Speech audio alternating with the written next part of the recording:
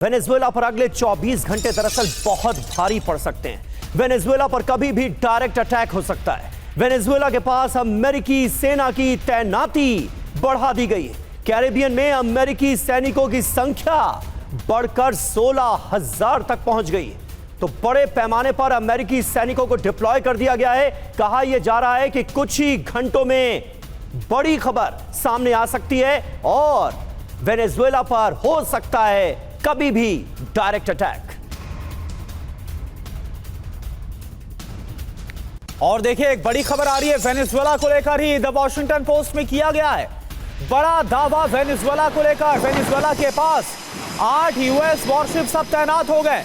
America ने इतनी भारी भरकम डिप्लॉयमेंट कर दी है। आखिर क्या करना चाहते हैं ट्रंप? परमाणु सबमरीन वेनेजुएला के पास मौजूद है। 4000 एडिशनल फोर्स भेजने की तैयारी है। तो ये देखिए तस्वीरें आपको हम दिखा भी रहे हैं। एक तरफ द वॉशिंगटन पोस्ट का दावा और दूसरी तरफ तस्वीरें आपके सामने। 4000 से ज्यादा सैनिकों की तैनाती, डिप्लॉयमेंट, 8 अमेरिकी वॉरशिप, जंगी जहाजों का जो बेड़ा है वो तैनात कर दिया गया है। अब क्या डोनाल्ड ट्रंप की तरफ से सिर्फ एक ग्रीन सिग्नल, हरी झंडी का इंतजार है और उसके बाद इस फ्रंट पर भयंकर युद्ध छिड़ सकता है।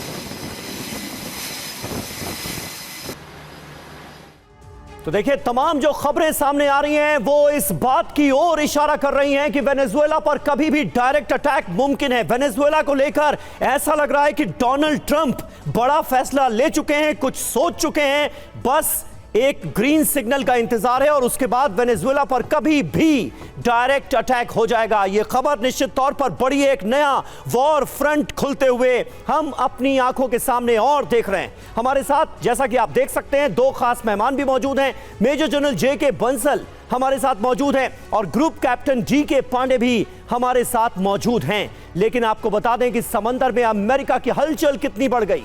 अमेरिकी मदरशिप MV ओशन ट्रेडर सक्रिय हो गया है। वेनेजुएला की तरफ बढ़ रहा है ओशन ट्रेडर। यूएस का फ्लोटिंग बेस है MV ओशन ट्रेडर। मदरशिप पर हेलीपोर्ट और ऑप्स हब को सक्रिय कर दिया गया है। तो ये तमाम तैयारियां बता रही हैं कि किस तरह से वेनेजुएला पर पूरी तरह से अटैक की तैयारी है। हमले हो सकते हैं, इसके आसार बढ़ते नजर आ रहे हैं। ये देखिए कैरेबियन सागर में कैसे तैनाती बढ़ी है ये आपको बताते हैं।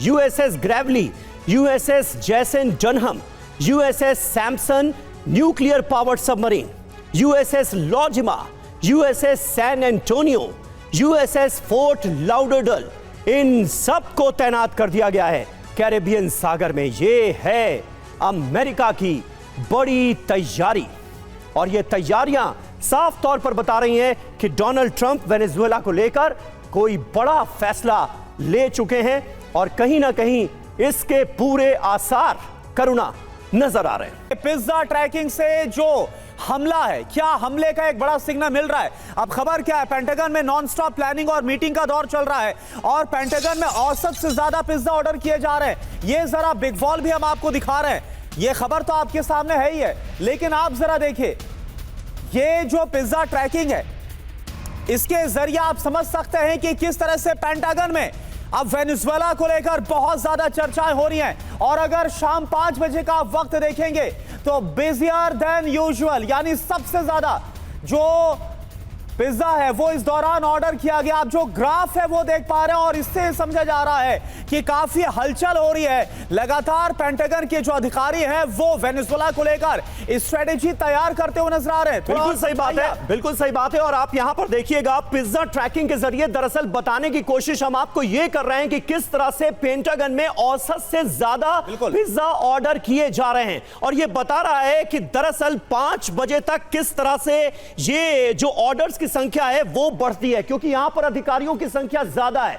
वो अधिकारी जो कि घर नहीं जा पा रहे हैं 5 बजे के बाद भी पिज्जा मंगा रहे हैं और मंथन चल रहा है। मीटिंग्स पर मीटिंग्स का दौर पेंटागन में चल रहा है, क्योंकि वेनेजुएला को लेकर ऐसा लगता है कि बड़े फैसले लिए जा चुके हैं और उसकी तैयारी में इस वक्त अमेरिका का सिक्योरिटी डिपार्टमेंट, पूरा पेंटागन वहां पर मौजूद तमाम अधिकारी रणनीति बनाने में जुटे हुए हैं और इसलिए ये ऑर्डर। और एक बड़ी खास बात यहां पर अगर आप देखेंगे तो यहां अगर हम ये सब पिंक, ये जो ग्राफ नजर आ रहा है नीचे, ये थोड़ा डार्क है और उसके बाद ये जो लाइट है, यानी यूजुअली इतना नहीं था, लेकिन इस दौरान फ्राइडे को, शुक्रवार को ग्राफ बहुत ज्यादा पीक करता है। बिल्कुल, और शुक्रवार को कुछ बड़ा हुआ है, इसके आसार भी नजर आ रहे हैं और इससे जुड़ी खबरें भी नजर आ रही हैं। अगर दोनों को जोड़कर देखा जाए, मेजर जनरल जेके बंसल, क्या लगता है वेनेजुएला को लेकर कोई बड़ा फैसला डोनाल्ड ट्रंप ले चुके हैं? आने वाले चंद घंटे बहुत ज्यादा इंपॉर्टेंट हैं, कभी भी कुछ भी हो सकता है, बस एक ग्रीन सिग्नल का इंतजार। देखिए, बहुत ही अच्छा प्रश्न आपने पूछा ये, लेकिन साथ में ये भी बात ध्यान में रखने की है कि जो मदुरो है उसने फ़ोन पर और लेटर लिखा है जो रशिया को, चाइना को, ईरान को वहाँ से वेपन लेने के लिए, जिस रशिया से उन्होंने कहा है हमको जेट दिए जाएं, रडार दिया जाए, इसी प्रकार से जो है चीन से भी मांगा है और ईरान से भी मांगा है। तो इन सब को देखते हुए इस समय जो है कुछ ऐसी भी रिपोर्ट आई हैं कि जो है अभी अमेरिका ने कहा है कि हम हमला नहीं करने वाले, लेकिन अगर इस तरह का कोई हमला होता है तो मादुरो भी पूरी तरह से तैयार है और तैयार होने से जो वही असर इनका होगा जो कि वियतनाम में हुआ था, इसके काफ़ी चांसेस हैं। हालांकि अमेरिका ने अपनी करीब 10% फौज जो वहाँ पर मोबिलाइज कर दी है, बहुत बड़ा मोबिलाइजेशन है। और एक बात और भी है कि कुछ सीक्रेट जो एक कन्वे किया था मादुरो ने कि आप यहाँ का तेल और गोल्ड ले लीजिए और मेरी सरकार को मुझे चलाने दीजिए, लेकिन उस बात को उन्होंने एक्सेप्ट नहीं किया। और आपने ये भी रिपोर्ट या आपके चैनल से ये भी हुआ था कि जो मादुरो का जो पायलट था उसको भी CIA ने घूस देकर करने की कोशिश की थी। तो मुझे नहीं लगता कि अमेरिका इस समय कोई ऐसा कदम उठाएगा कि जिससे कि उसको खुद इस बात में नुकसान होगा। हालांकि उनकी टेंडेंसी ये रहती है, जैसे सद्दाम को हटाया, सीरिया से हटाया और गद्दाफी को हटाया, इसी तरह से ये चाहते हैं कि मदुरो को भी हटा दिया जाए। लेकिन ये इतना आसान नहीं है, क्योंकि जब इस तरह की कोई भी सिचुएशन होती है तो जो इंटरनेशनल कम्युनिटी है और ख़ास करके चाइना, रशिया, ईरान वो साथ में आगे हैं। और ये इस तरह की गलती पहले भी किया कि यूक्रेन के ऊपर जब यूक्रेन को उकसाया और जब जो है रशिया ने अटैक किया तो चाइना बिल्कुल इस पर हम तैयारी पर बात करेंगे। लेकिन हम देख भी रहे हैं कि जो मादुरो है उनका भी जो रुख है बहुत ज्यादा कड़ा और एक तरह से चेतावनी देता नजर आए। तो अभी नहीं, लेकिन क्या अब युद्ध के लिए अमेरिका को तैयार होना पड़ेगा?